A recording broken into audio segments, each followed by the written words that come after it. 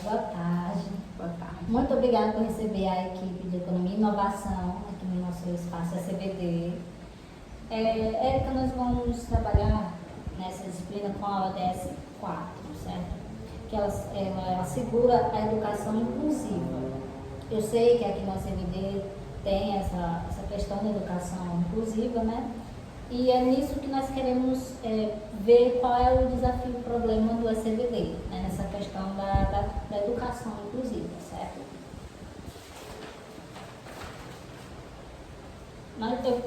Nosso objetivo nesse momento é ouvir o SBD, né? Para a gente poder depois conseguir verificar qual é o desafio, certo? Mas eu vou fazer umas perguntinhas para facilitar, para que você possa entender melhor, certo? Primeiramente, você poderia falar um pouco sobre essa questão aqui na CBD, sobre essa educação inclusiva? Pronto. Nós somos uma instituição do terceiro setor, sem fins lucrativos, nome Associação Espaço Cultura e Vida Doroteias. Nosso principal programa, que é o Crescendo Aprendendo, ele desenvolve atividades para crianças e adolescentes no contraturno escolar. Então, a gente oferece reforço, letramento português e matemática, temos algumas atividades esportivas e atividades culturais. Atualmente, nós estamos com 102 crianças e adolescentes, somando as turmas da manhã e da tarde. E dessas 102, a gente tem 6 crianças que têm laudo ou TEA ou TDAH, e também temos algumas crianças que estão em processo de investigação. E aí, devido a essa crescência, por exemplo, no ano passado a gente só tinha 2 crianças laudadas. Aí esse ano já estamos com 6. E tendo em vista a perspectiva mesmo da sociedade como um todo e da comunidade que a gente atua, a gente entende que à medida do tempo, dos anos, a gente vai ter mais crianças de inclusão no nosso espaço. Na semana passada a gente recebeu inclusive 2 professoras do Odilon, que é a escola mais próxima, onde mais de 90% das nossas crianças e adolescentes são do Odilon. E lá no Odilon eles já estão com 60 crianças e adolescentes laudadas e outras em processo de investigação. Então, essa perspectiva mesmo dessa crescente, desse viés de trabalho que, querendo ou não, é um trabalho que tem que ser mais minucioso, é um trabalho que exige mais atenção, mais esforço e, inclusive, mais profissionais, a gente está com esse desafio, né? Nossas turmas são de turmas do Fundamental 1 até 15, diminuiu, antes era até 20, esse ano a gente diminuiu até 15, porque estava ficando mais difícil o trabalho, porque como são turmas mistas, a gente tem uma turma que tem primeira e segunda série, outra tem segunda e terceira, outra tem quarta e quinta, então elas não têm um nível igual às crianças, tanto pela questão de defasagem, tanto pela questão de ter séries diferentes, mas também pelo próprio nível das crianças que têm algum laudo que precisam de uma atenção. E aí cada profissional não tem um apoio. Atualmente a gente está com uma turma que tem 2 vezes por semana. E aí você falou de desafio, eu já falo sobre os desafios, né? Os desafios são ligados à quantidade de pessoas que desenvolvem essas atividades, porque uma só por turma não tem condições. E também, possivelmente, oferecer talvez um psicólogo, fono, enfim, oferecer uma forma de tratamento mesmo, né, para essas crianças. É mais ou menos isso. Certo. Poderia descrever brevemente o impacto dos desafios que você citou? Pronto, com relação à sala de aula em si, uma sala de 15 alunos, onde pelo menos um TEA, por exemplo, que exige um pouco mais de atenção, às vezes o professor ou ele consegue desenvolver atividade com essa criança ou ele desenvolve com as outras. Então, algumas vezes a criança tem que sair da sala para que a gente na coordenação desenvolva a atividade com ela e o profissional consiga desenvolver com as outras turmas, ou o contrário, o professor fica focado naquela criança, enquanto as outras crianças fazem uma outra atividade, só que sem uma monitoria. E aí, isso para uma turma é um desafio, porque a gente tem uma limitação de tempo. Você desenvolver uma atividade com crianças só depois de desenvolver com outras, aí tem a questão também de, por exemplo, as crianças ficam ociosas, ou então fazem atividades que não são atividades tão direcionadas, que promovem o desenvolvimento, porque você não consegue dar atenção, então passa uma coisa simples só para entreter. Tanto é que as turmas têm joguinhos, coisas do tipo, para quando elas terminam a atividade ou quando o professor está com foco em outra turma, elas se entreterem. E aí esse é um desafio, né? Ter só um profissional na sala, e isso acarreta essa divisão de atenção do professor e essa dispersão da turma quando o professor está focando em algo específico. O outro ponto, dependendo da criança, não são todas as crianças TEAs que têm a questão da agressividade, né? Mas dependendo da criança, se ela for uma criança que ela se desorganiza com facilidade e acaba, vamos dizer assim, expondo essa aflição dela, essa desorganização com agressão, a gente também precisa, nesse momento, afastá-la um pouco para não ter risco, como já teve situações assim, de derrubar, de tapa e tudo mais. Então, não ter um profissional extra turma faz com que a gente da coordenação vá lá, ou até um outro professor da outra sala, pede um momento a turma, vai lá dar aquele suporte, pelo menos para conter naquele momento. E esses são contextos em sala de aula.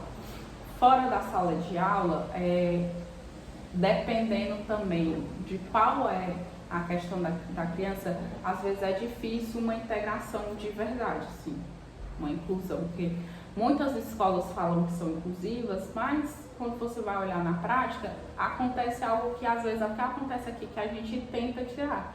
A criança não faz atividade, vai para a coordenação, mas a inclusão é justamente ela conseguir, dentro daqueles parâmetros, fazer as atividades propostas para todas as crianças. Claro que você faz uma adaptação ou outra para que ela consiga participar, mas muitas vezes a gente acaba realmente tendo que tirar da sala, até para não atrapalhar os outros. E não é nem atrapalhar na aprendizagem, atrapalhar na concentração, a gente quer dizer, atrapalhar no sentido da parte agressiva que eu estava comentando. Não são todas as crianças que são assim, mas tem uma ou outra, né? Porque às vezes elas se expressam de forma diferente, né? Tem umas que ficam no canto, aí não querem mais fazer mais nada, aí tem outras que verbalizam com palavrões, tem outras que com agressões físicas, tem outras que aí querem ir embora e não querem mais saber de nada. Então tem diversos contextos, assim. E esse é um desafio que a gente enxerga que vai ser crescente, não só aqui, mas também na escola, como nas comunidades no geral. Aí eu já puxo até o próximo desafio. Que o próximo desafio é uma questão da família. A família ser ponto de apoio para a gente. E que na verdade é para ser o contrário. A gente que tem que ser o ponto de apoio para a família. Mas infelizmente tem as famílias que ou por não entender, ou por tempo, por questão, infelizmente, também de displicência, não abraçam esse processo, porque uma criança que não tem nenhum tipo de transtorno, ela já precisa de um acompanhamento diário, um desenvolvimento de uma rotina, um acompanhamento escolar, colocar as crianças em alguma atividade física, uma atividade que desenvolva questões culturais, também para a socialização dessa criança. E uma criança com transtorno, ainda mais, por quê? Porque ela tem algumas limitações, que às vezes aqui a gente tem limitação de alimentação, a gente tem crianças que têm rigidez com horários ou com coisas. Aí, por exemplo, vamos supor que hoje a gente tem coral, o professor do coral faltou, e aí se torna uma questão para aquela criança. Tem o professor atrasou 1 minuto, criança que tem essa rigidez já pode causar assim, ansiedade, ela acabar se desorganizando, especificamente a dos transtornos, mas essa questão de falta, mudar as coisas, também acontece com as outras crianças que não são maldadas. Quando elas aprendem uma rotina, é bom pra gente que elas começam a se desenvolver melhor, porque elas já sabem o que tem que fazer, a hora que tem que fazer tudo mais, mas aí também se não tiver aquilo que foi colocado, também dá uma...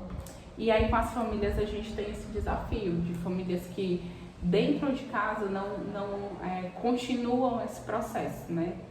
E crianças que é hiperativo, precisa ter essa questão da rotina para que ela tem que tirar os celulares por causa da concentração, não é tirar para sempre, mas ela já tem problema de hiperatividade, aí você coloca ela tela que ela fica vendo muitas coisas assim para concentrar na atividade, e aí também tem um processo mesmo de displicência, de deixar a criança dormir em qualquer hora, não alimentar direito, até a higiene mesmo, algumas crianças a gente percebe, e a gente está precisando de conseguir se conectar com as famílias, conscientizar as famílias e também as famílias que não têm crianças de inclusão, para que elas conscientizem os filhos dela, para que elas entendam que existe sim uma diferença de tratativa, mas não é porque você está privilegiando uma criança, é porque ela precisa de algumas coisas específicas que sem aquilo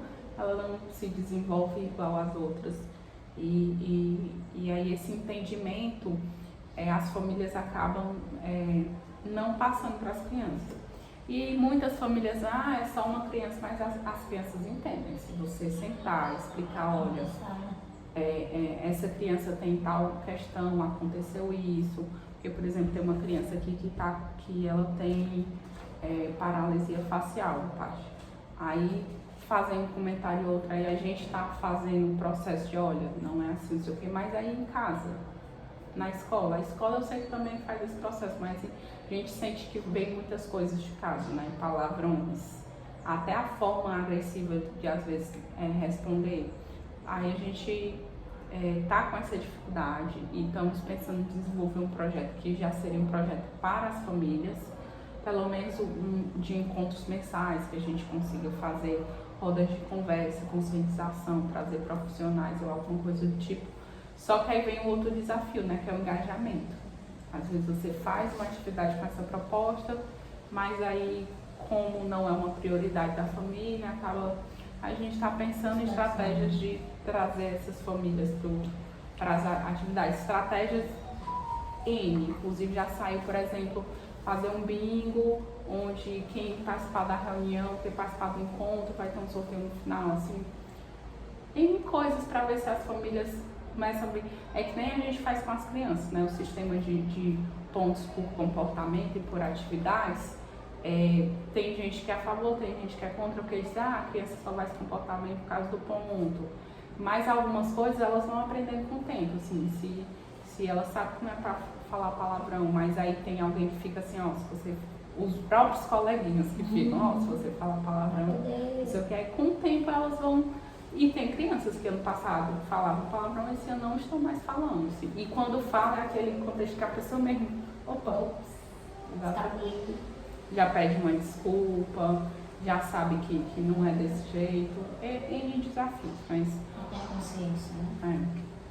Bora, como você citou da escola, né, nós sabemos que a escola convencional não corresponde a essa expectativa, né, de inclusão e aprendizado do aluno.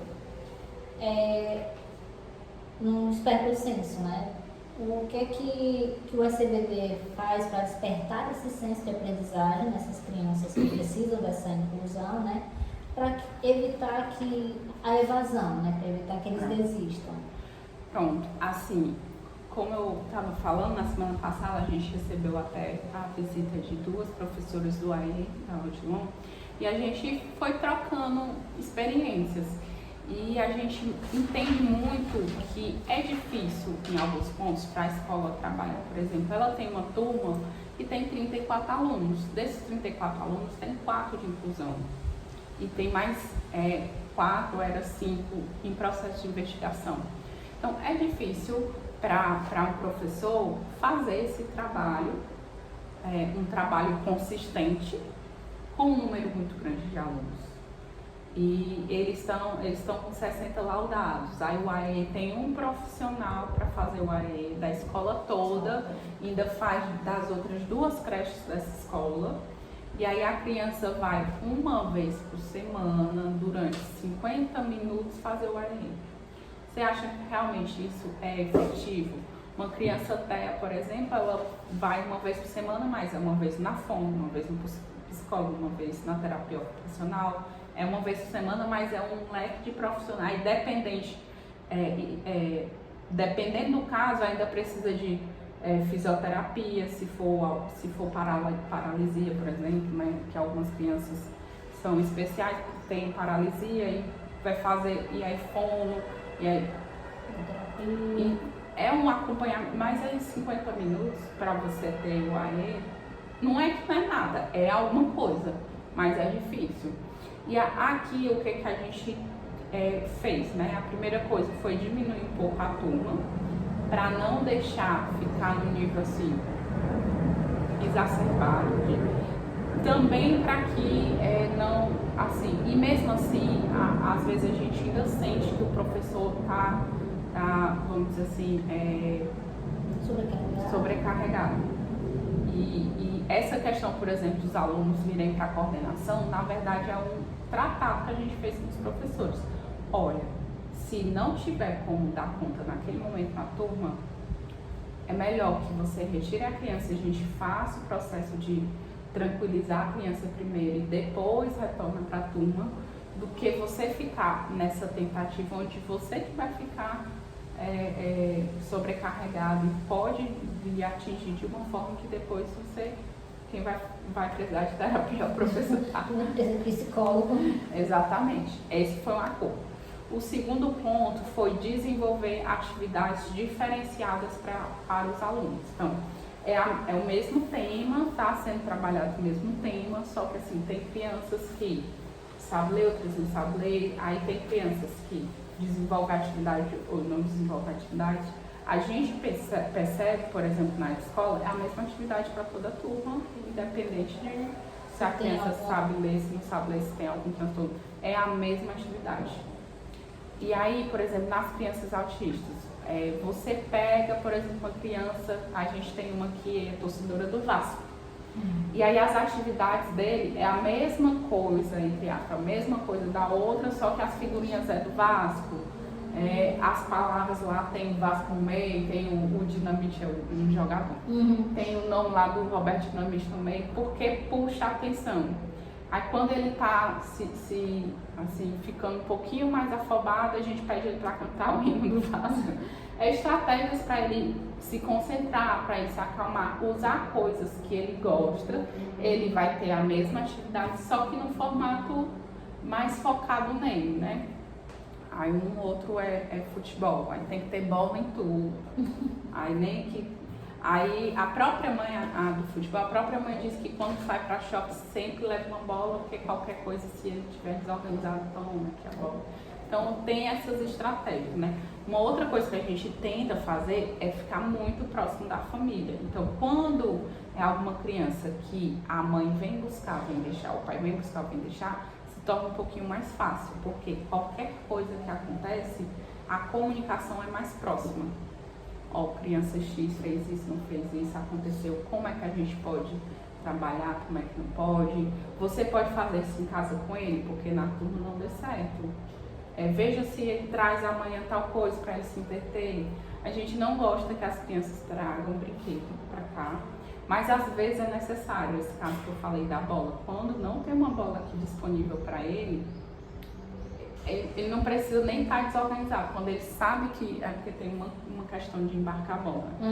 Quando não tem uma bola, ele não faz atividade, não faz mais nada, porque quando ele pelo menos sabe que no intervalo vai jogar bola, ele, você vai primeiro fazer isso, depois fazer isso, depois fazer isso.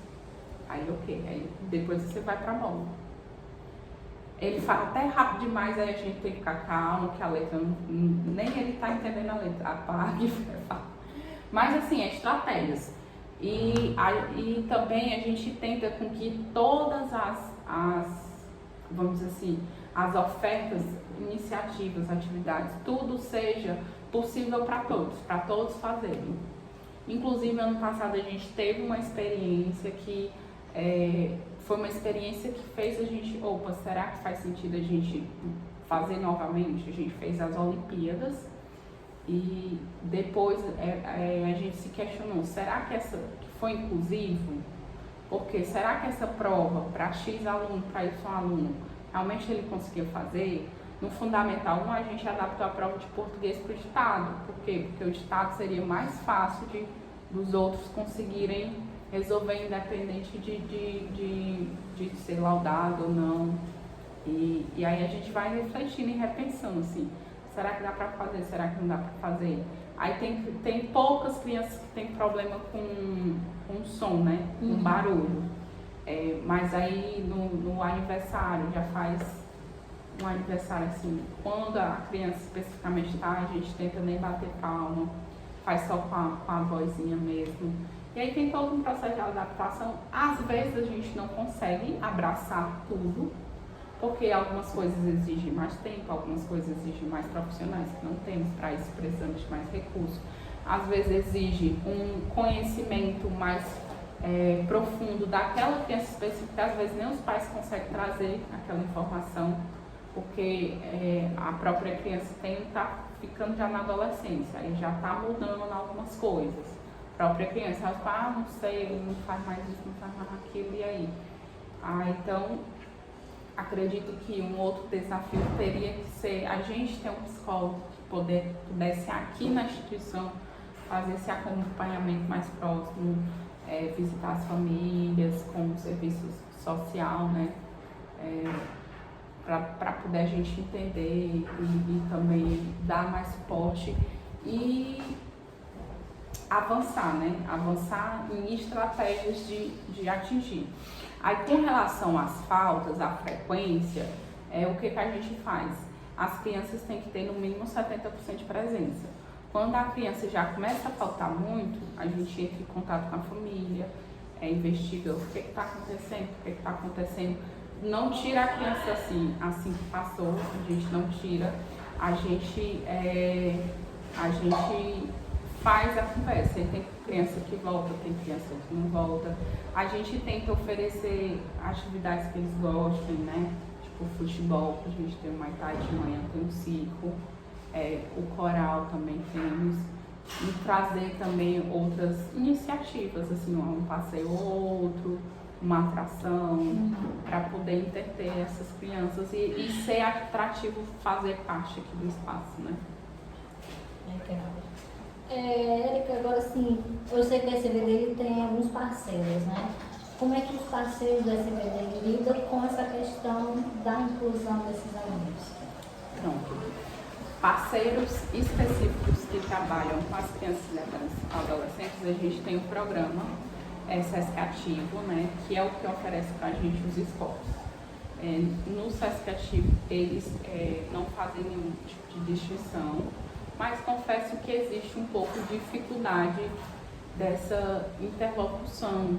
Assim, eu preciso sempre conversar muito bem com os professores, explicar qual é o contexto de cada um, e sempre estar observando para que o professor não é que faz de propósito, mas sem querer querendo não faça nenhum tipo de exclusão, por exemplo. Tem uma das crianças que ela sempre questiona assim, o time não me escolheu, Aí eu já conversei com o professor, vamos fazer um rodízio de times, um sorteio, para que todos tenham a mesma chance. E aí a gente vai conversando, e aí como é uma coisa feita com o próprio profissional daquela modalidade, então tem que ser uma coisa realmente que você faz no dia a dia. Além desses dois parceiros que têm um contato específico, a gente tem um professor do coral, que é um outro desafio, que a gente tem que trazer junto para explicar, olha, esse. E o coral, para as crianças que se envolvem, é muito bom. Tem crianças que são muito agitadas, mas com coral você percebe que vai caminhando, porque tem a questão da respiração, tem a questão dos exercícios e tudo mais, e a criança vai se apresentar e acaba ficando mais empolgada. Toda vez que tem apresentação, o coral aumenta de novo as crianças, tem crianças que não fazia parte, quer fazer e tudo mais. E o que de parceiros mesmo que a gente tem enquanto desafio é obter mais parcerias que consiga nos ajudar nesse processo da inclusão. Sim. A gente já entrou em contato, por exemplo, com algumas universidades para poder trazer as disciplinas obrigatórias para executar aqui da área da psicologia, da área da forma, mas eles exigem um profissional dentro da instituição para acompanhar esses estudantes e assinar os termos, e a gente, por exemplo, não tem um psicólogo. Aí a gente já bateu, vamos dizer assim, na porta assim, de 3 instituições e todas queriam que tivesse um profissional dentro da instituição acompanhando, que é justamente o que a gente não tem. A gente foi bater na porta justamente para isso, que aí talvez se as universidades tivessem essa interlocução melhor, assim, todo estágio tem o professor supervisor daquele estágio. Então, será que o professor não pode fazer essa via, intermediação? Nem que não é vir todo dia com eles, mas que consiga fazer essa conexão de uma vez, fazer alguns acompanhamentos online. E essa é a minha perspectiva da instituição que estaria recebendo. Né? Sei que para a instituição que oferece, deve ter outros pontos que devem ser observados, né? Universidade, outras instituições do terceiro setor que oferecem serviço, talvez conseguissem abraçar nossas crianças, mas eu também sei que tem um contexto financeiro, né, que pode, logística e tudo mais, que pode impedir dessas instituições abraçarem o maior público, porque existem instituições que trabalham especificamente com crianças autistas, síndrome de Down, e poderia ter esse processo, né, essa parceria e interlocução. Eu acredito também que o poder público também poderia estar mais junto das instituições do terceiro setor. Porque, por exemplo, numa escola onde a gente estava comentando agora, que só tem 50 minutos de AE, será que a Secretaria de Saúde não conseguiria desenvolver uma série de iniciativas onde fosse até essas instituições, assim como o SESC, por exemplo, que ele nos disponibiliza os professores e o material? Será que não teria uma iniciativa onde eles contratassem um fundo que uma vez por semana, uma vez a cada 15 dias, iria em diversas instituições? Teria como fazer isso, e a gente sabe que o poder público tem dinheiro para fazer, mas tem que ter realmente esse start de agregar outros atores da sociedade, né? Onde estão as crianças? As crianças estão de segunda a sexta aqui. Então, ir ao encontro dessas. Exatamente. E a gente vive uma sociedade muito desassistida. A gente aqui do bairro, especificamente, por exemplo, estava até sem posto direito, né? Reclamações que a farmácia tem remédio, que não tem profissional. Isso eu sei que não é só aqui, é em outras instituições, mas que se houvesse essa aproximação mais forte nas secretarias, Secretaria da Saúde, Secretaria da Educação, para nos ajudar a promover com qualidade, serviço sério, porque às vezes é um desafio oferecer serviço, por exemplo, com voluntários, que às vezes não tentam, mas por N fatores não conseguem vir nas agendas que são colocadas, no compromisso que é feito. E, por exemplo, não tem como fazer um encaminhamento porque não está dentro do sistema público. Então, se existisse um profissional, um fono que viesse precisar fazer o exame, como ele está ligado ao sistema de saúde, ele poderia fazer o encaminhamento. Aí, se vem um voluntário aqui atender, para poder ter a receita, para poder ter o encaminhamento para um exame auditor, tem que fazer o mesmo caminho de não vir aqui, que vai para o clínico geral, o clínico geral agenda com o fono, aí o fono é um caminho aqui, e é um caminho oneroso para o próprio sistema de saúde. Então, se existisse uma estratégia de ir ao encontro já com profissionais, porque assim, não é contratar um fono para o posto, mas será que a regional X, será que um fono daria já para ir em 5 instituições mensalmente, abraçar públicos distintos de diversas instituições e através disso no sistema de saúde já encaminhar terapia ocupacional? Não, só coisas que eu estou jogando que a gente fica refletindo sobre esse formato de abraçar melhor. Porque, por exemplo, não é todo dia que uma mãezinha vai precisar, por exemplo, de um dermatologista.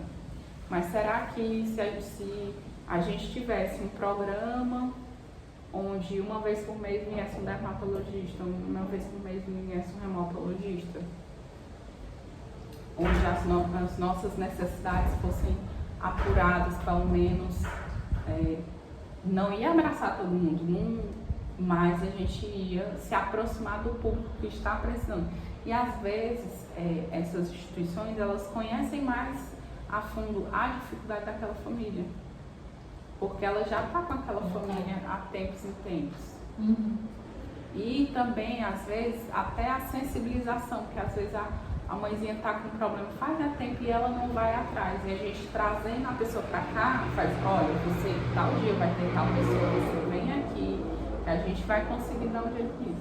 Porque também tem essa questão da acomodação, infelizmente, porque a gente vai deixando, às vezes, a saúde para lá, a saúde para lá, a saúde para lá, a educação para lá, a nossa, a do filho a gente vai correndo atrás, mas às vezes os pais deixam para lá, vai deixando a saúde, até mesmo questões de autoestima e tudo em função dos filhos, né? E as instituições terem essa maior facilidade de comunicação com os instrumentos públicos seria de muita relevância, né? Questões de empregabilidade também. A gente tem parceria, por exemplo, agora estamos caminhando com o Senai, né, que começou os cursos, aí já foi nos apresentada a plataforma, onde a gente pode encaminhar os profissionais que fizeram parte dos cursos, só são dos cursos do Senai, mas já é alguma coisa, né? A gente certificou 33 na fabricação de pizza, então já vão ser 33 que vão poder entrar na plataforma do Senai. Então a gente vai caminhando aí. Nesse processo da empregabilidade, a gente não entrou ainda na inclusão, mas a gente já teve curso da jornada do aprendiz, onde tinha 2 jovens de inclusão, um jovem de inclusão, perdão. E aí, esse jovem, será que ele está sendo inserido mesmo no mercado de trabalho? Ou ele está fazendo os cursos só porque fica em casa sem fazer nada? A gente tem profissionais aqui também que são de inclusão, né, PCD. E toda essa perspectiva dessa visão da sociedade, família, escola, projetos sociais, a religião por quê? Porque muitas famílias são de alguma religião, estão inseridas nesse contexto, que vão semanalmente. Então, todos esses atores que envolvem as famílias, abraçar e possibilitar esse tipo de serviço, que são serviços que no dia a dia de quem não tem um plano de saúde, por exemplo, não tem condições de pagar uma escola particular, e não significa que pagando escola particular a criança está realmente em inclusão, porque eu tenho amigos da rede particular, nós temos aqui, por exemplo, nossa catadora de recursos tem 2 crianças autistas em escola particular e ela também apresenta os desafios dela. Às vezes são desafios diferentes, mas também existem os desafios da inclusão, né?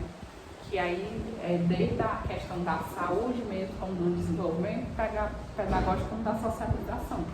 Às vezes a criança não tem desafio nas 3 áreas, mas tem uma ou outra. Então tem essa questão.